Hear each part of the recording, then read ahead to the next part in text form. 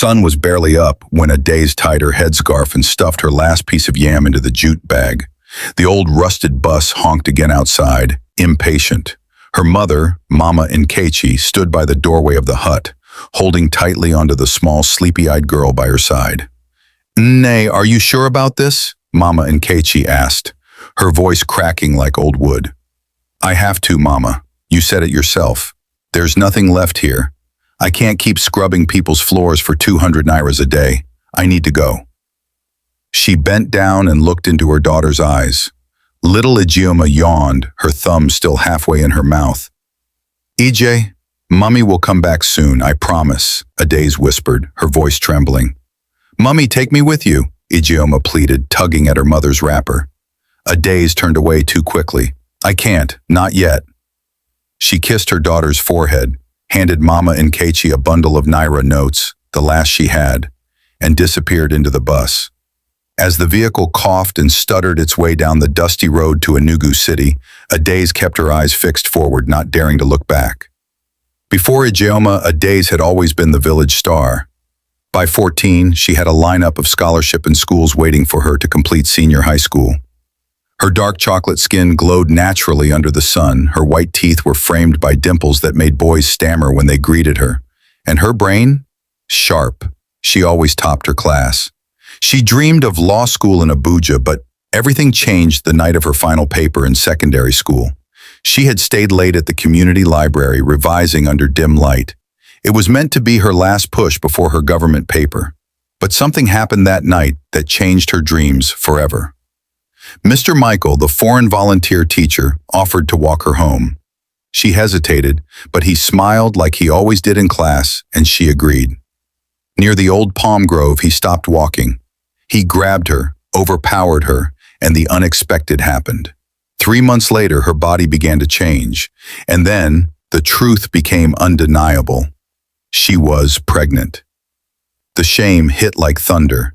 She missed her WAAC. Her friends laughed behind her back. The boys she once inspired now mocked her. Months later, she gave birth to a bouncy baby girl in a local hospital. And from the moment, she would always whisper to herself, "This child ruined me. She destroyed my dreams," with tears in her eyes. In Enugu, Adaze's life wasn't as easy as she imagined for herself. She rarely slept. And though she lived, she didn't feel alive. This was not the life she dreamed for herself. She worked at a luxury restaurant, not as a waitress, but as a cleaner at first. Quiet and hardworking, she kept to herself. She wore her uniform with pride, hair always wrapped neatly in silk scarves. With time, she was promoted to server, and her grace caught the attention of customers. But she never spoke of her past, especially not about the child she left. Ijeoma, now living with Mama Nkechi in the village, tried to call her many times. "Mommy, please pick up," she would whisper before dialing. Adaze would answer occasionally. "I'm busy, Ijeoma," she'd say coldly. "I'll call you later." But she never did. One night at the restaurant, Adaze served a table where she met Chuka, tall, handsome, and the only son of a wealthy business tycoon. He noticed her, not just for her beauty, but for her calm and elegance.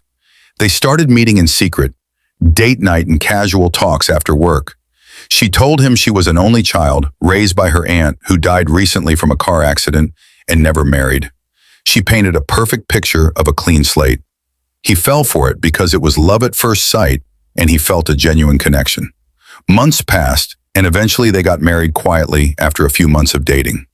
The wedding was private, just court registry and a trip to Seychelles. Soon Adaze was living the soft life. Designer bags, brunches, weekend trips to Lagos, matching pajamas for Instagram, forgetting about Ijeoma completely. She posted often, "Life is finally making sense. Enjoy life, you only live once." Even though she felt a little guilt, she brushed it off with her saying, "She will be better with my mom, and after all, I will definitely give birth to other children. I have to enjoy my 20s. Meanwhile, in the village, Ijeoma saw the posts. She'd cry silently at night. "Mummy, why do you have a new life, but no space for me in it?" She whispered into her pillow and slept off. Years later, at 16, Ijeoma finished secondary school with no means to attend university. Her grandmother could barely feed them, but she had a gift. She loved sketching dresses. She used leftover cloth to design outfits for her friends and neighbors. Eventually, she got accepted into a local fashion school with the help of a church scholarship. She poured her heart into it. This was her escape from reality and a chance to turn her life around. While others mocked her and whispered, "That's a Daisy child, the abandoned one. I really pity her. No motherly love." Ijeoma smiled and focused. Soon enough, she graduated top of her class. On graduation day, she sent photos to her mother, hoping for a word. Anything at all from her to show she still cared. Adeze opened the message, stared at the photos, and a tear escaped her eye. But just as quickly, she wiped it away. She couldn't let Chuka know. She said nothing. Ijeoma waited for hours for a response, but nothing came, and as usual, she cried for the last time that night. Then she moved on. At the first, she had her grandmother by her side, and she had to make her more proud. Ijeoma opened a small fashion shop quietly at the dusty edge of the village road. No signboard, no glass door, just a wooden plank that read, "House of Ijeoma," nailed above a rusted zinc sheet. Inside, one second-hand sewing machine, a plastic chair, a wall, and enough faith to build an empire. Every morning, Ijeoma would pray for more customers. Her first customers were villagers, Mama Nkechi's church friends who wanted wrappers stitched into Sunday skirts. Then came school teachers, PTA women, and curious strangers passing through. One afternoon, as the sun burned hot, a black SUV screeched to a stop in front of her shop. Dust flew everywhere. The driver jumped out and opened the door. A woman stepped out, tall, rich, furious. It was Mrs. Funshow, one of Lagos's biggest event planners. Gold bangles clinked as she marched into the shop, holding a torn dress like a crime scene. "I'm supposed to attend a billionaire's wedding in Owerri this weekend," she barked. "My designer just called to cancel. Can you fix this mess? Or you're not capable." Ijeoma, surprised but composed, stood and examined the dress. A floor-length emerald satin with a complicated drape, ruined by a clumsy stitch. She smiled softly. "Give me 2 days, Ma. I'll make it new." Mrs. Funshow raised a skeptical brow. "You better not spoil it like the first designer did.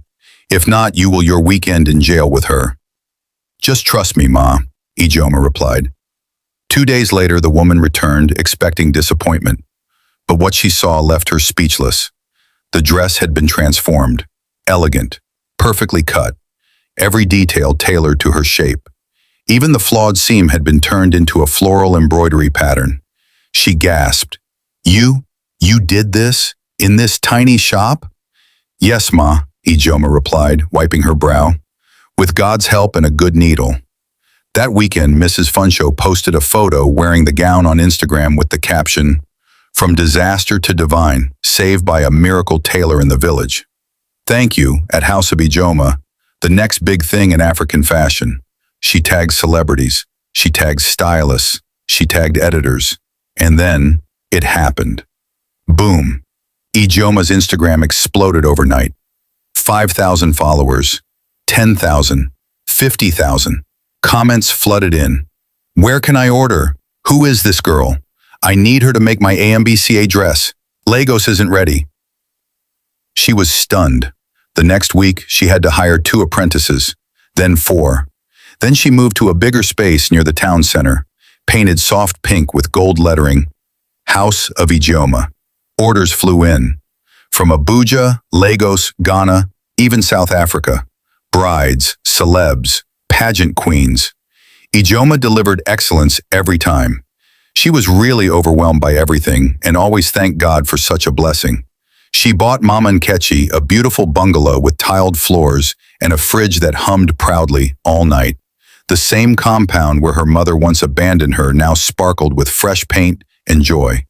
She went to church to offer blessing to God and dedication for shop to God. Back in Enugu, Adeze's life began to crumble. She couldn't conceive. After 2 failed IVF cycles, her hope withered. She tracked ovulation, drank bitter herbs, prayed. Nothing worked. Chuka grew cold, then cruel. He stopped coming home some nights. Then he started bringing women openly to their house. One day, Adeze walked in on him and a girl in her living room. She lost it. "We're married, Chuka. Have you no shame?" He laughed bitterly. "You should have thought about shame before lying to me." She froze. "What do you mean?" "I know," he said, standing up. I know about the daughter you abandoned. Adaizi's face went pale. You left your child, a whole human being. If you can do that, what makes you think you won't leave me when things get tough? You're not the kind of woman I want in my life. Leave my house before I call security on you. Chuka, please. I said leave. And just like that, she was thrown out of the house she thought would be her safe haven. With no money, no child, and nowhere to go, Adaizi returned to the only place her heart could find, Ijoma. She traveled to her new showroom, a breathtaking space in Asaba. A large glass building with mannequins in the window, and House of Ijoma, glowing in gold letters. She walked to the entrance, heart racing. Please, she said to the security guard. I'm her mother. I need to see her. The guard stiffened. He checked the list, then shook his head. I've been warned, Ma. No woman named Adaizi is allowed past this gate. Please, she begged, tears forming. Tell her I'm sorry. I just want to say sorry. The guard said nothing more. She sat on the roadside across from the building and stared at the billboard above. Ijoma, smiling, successful, glowing. Adaizi cried quietly, the same way her daughter had all those years. She had chased a life of pleasure and secrecy, but lost the only thing that could have truly healed her, forgiveness. Now she watched her daughter's face shine across the nation while she struggled to even afford bread. By 22, she had a showroom in Lagos. From a girl mocked for her mother's absence, she became the symbol of grace, grit, and glory. She never said a word about her past. She didn't have to. The stitches told the story.